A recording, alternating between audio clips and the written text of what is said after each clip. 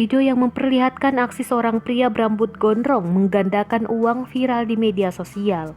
Dalam video itu, pria yang menggunakan peci dan duduk bersila di lantai tampak bisa menggandakan uang pecahan Rp100.000.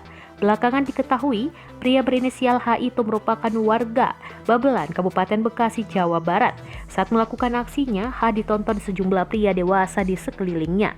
Namun kini H harus berurusan dengan polisi setelah videonya tersebut viral.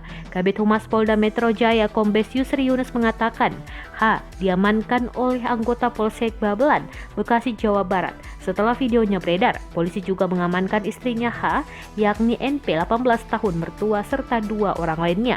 Pengakuan istri, semua benda yang ada di dalam video tersebut termasuk uang diduga palsu sudah dibakar, kata Yusri pada Senin 22 Maret 2021. Yusri mengemukakan selama ini H dikenal sebagai penjual benda-benda pusaka dan dia pun kerap didatangi tamu yang ingin berobat.